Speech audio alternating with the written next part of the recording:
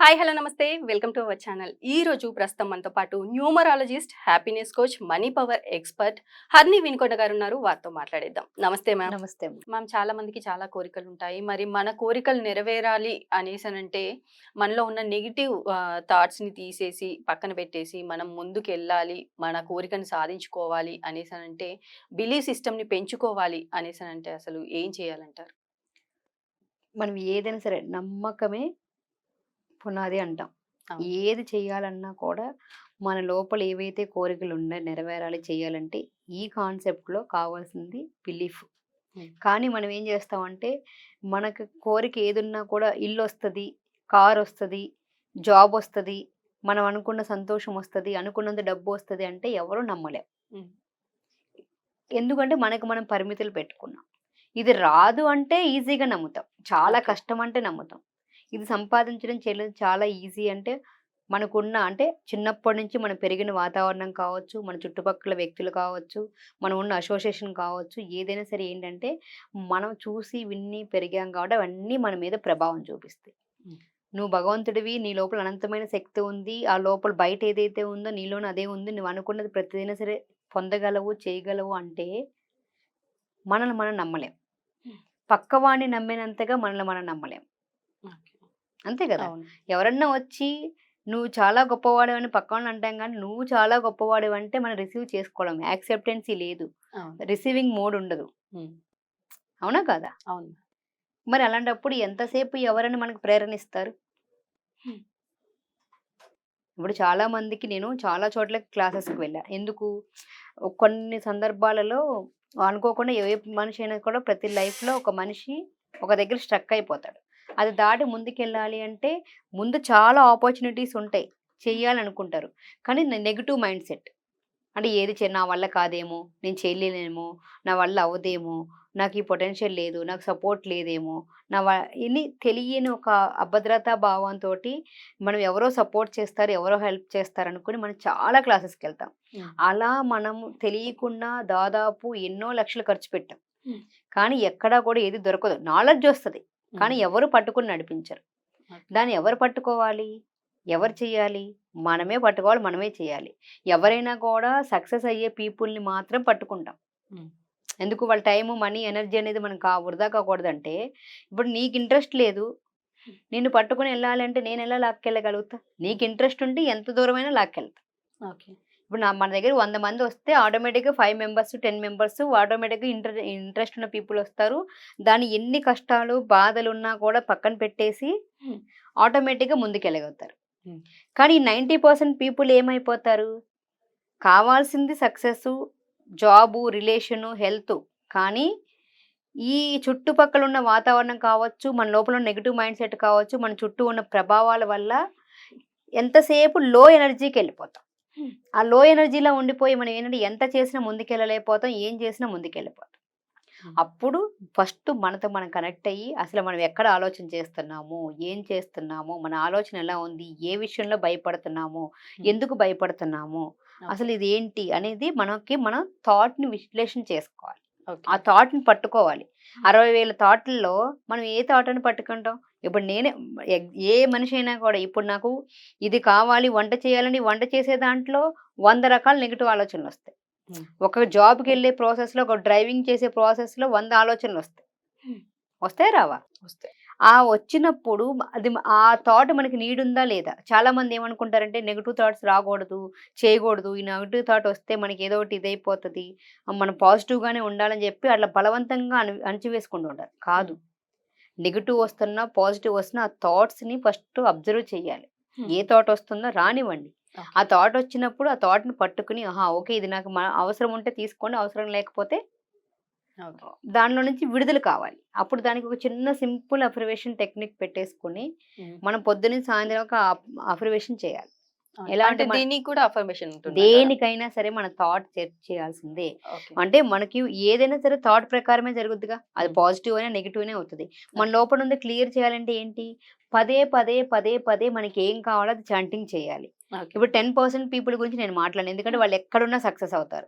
కానీ ఓకే. ఎవరైతే 90% వెనకబడి ఉన్నారో వాళ్ళు ఎళ్ళటానికి కారణం ఏంటంటే వాళ్ళలో ఉన్న అనుమానాలు, భయాలు, అపోహలు ఇవి. హ్మ్.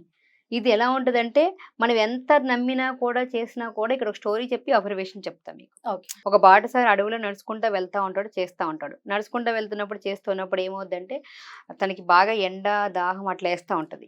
అబ్బా! ఇక్కడ మంచి నీడగా ఉంటే బావుండు అనుకుంటాడు. ఒక చెట్టు కనిపిస్తది. ఆ హ్మ్. చెట్టు కనిపించిన తర్వాత, అబ్బా! ఎంత బావుంది అనుకుంటాడు. ఆకలేస్తుంది, అన్నం తింటే అనుకుంటే ఆ పంచభక్ష పరమాణాలొస్తాయి. ఓకే. ఆ పంచభక్ష పరమాణాలు రాగానే బాగా తింటాడు. హ్మ్. తినిన తర్వాత, అబ్బా! ఇక్కడ ఇంత మంచిగా తిన్నాను గదా! పడుకుంటే బావుండు అనుకుంటాడు. పడుకోంగానే పడుకోవడానికి ఏం కావాలి? పరుపు కావాలి. హ్మ్. అనుకోగానే మంచి పరుపొస్తది. ఓకే. పడుకున్నాడు. ఏం కావాలంటే అదొచ్చింది గదా! అవును. తింటాకి కూర్చోడానికి చెట్టు నీడ కావాలనుకున్నాడు. తింటాకి ఫుడ్ కావాలనుకున్నాడు. తాగడానికి నీళ్ళు అనుకున్నాడు. మంచి పడుకోవడానికి బెడ్ అన్నాడు. అక్కడితో హ్మ్. ఆపకుండా ఈ అడవిలో ఇంత మంచి ప్రదేశం వచ్చింది. ఈ ప్రదేశంలో గనుక పులొచ్చి నన్ను తినేస్తే అంటే అది నెగెటివ్ థాట్. అవును. ఆ పులొచ్చింది అతన్ని మింగేసింది. అంటే ఈ థాట్‌ని ఎవరు క్రియేట్ చేస్తున్నాము? హ్మ్. చాలా మందికి చాలా మందికి అల్లావుద్దీన్ అద్భుత దీపం అనేది ఏదైతే ఉందో తెలుసు. హ్మ్. దాంట్లో అదంతా కూడా ఎవరు? మన సోల్. హ్మ్. మన థాట్ ఏదైతే మనం అనుకుంటున్నామో, విల్ పవర్ అనుకుంటున్నామో, బ్రెయిన్ అనుకుంటున్నామో ఏదైనా సరే ఆ థాట్‌ని మనం పాజిటివ్‌గా ఉన్నంత వరకు మనకెంతో బలాన్నిస్తది. హ్మ్. నెగెటివ్‌గా వచ్చినప్పుడు అదే థాట్ మనల్ని తినేస్తది. ఓకే. ఎక్కడి నుంచో రాదు. అదే బాగా లోపల తినేసి మన లోపల తెలియకుండానే భయాలు, అనుమానాలు, అపోహలు ఏర్పడతాయి. ఓకే. వాటన్నిటి నుంచి బయటపడాలి అంటే ముందు మన బ్రెయిన్‌కి రీప్రోగ్రామింగ్ చేయాలి. ఓకే. రీప్రోగ్రామింగ్ ఏం చేయాలి? చిన్నప్పటి నుంచి పెరిగిన వాతావరణం ఇన్ని థాట్స్ వస్తే ఒకే రోజు అవుతదా? దానికి కొంచెం మనం అంటే ఒక పొలంలో కలుపు మొక్కలుంటే ఎలా అయితే తీస్తున్నామో, ఆ కలుపు మొక్కలు ఒక్కొక్కటి పీకటానికి ఎలా అంటే మన మనసు అనే క్షేత్రంలో ఉన్న సరే కాని ఆలోచనలన్నీ కూడా రిమూవ్ చేయటానికి మనం టైం తీసుకొని ప్రతిరోజు కాసేపు పెట్టాలి మైండ్‌ని. పని ఓకే. చేస్తున్నప్పుడు చేయలేం గదా! ఆ అవును. థాట్స్ ఎక్కడొస్తున్నాయో నోట్ చేసుకోవటం, ఆ థాట్స్ అన్నిటిని కూడా రిమూవ్ చేయాలి అంటే ముందు మనకి ప్రతిరోజు ఒక అఫర్మేషన్ చెప్పాలి. హ్మ్. దానికేంటి? నాలో ఉన్న సరికాని భయాలని, అనుమానాలని, అపోహలని అది వ్యక్తుల పట్ల కావచ్చు, వస్తువుల పట్ల కావచ్చు, దేని పట్లైనా సరే మీకున్న భయాలు, డబ్బు పట్ల గాని ఏదైతే నాకొస్తదో రాదో, వాళ్ళు మంచోళ్ళో కాదో, ఈ చుట్టూ ఉన్న వాతావరణం మంచిదో కాదో, ఈళ్ళు కరెక్టో కాదో అంటే ఏదైతే మనం వెళ్దాం అనుకున్న ముందుకి మీకు అడ్డుపడుతందో వాటన్నిటికి తగ్గట్టు నాలో ఉన్న సరికాని ఆలోచనలకి, భయాలకి అన్నిటిని కూడా తక్షణమే కాల్చివేస్తున్నాను. అంటే హ్మ్. మొత్తానికి రిమూవ్. అదే మనం తీసి పక్కన పెడితే ఏమవుద్ది మళ్ళీ వస్తది.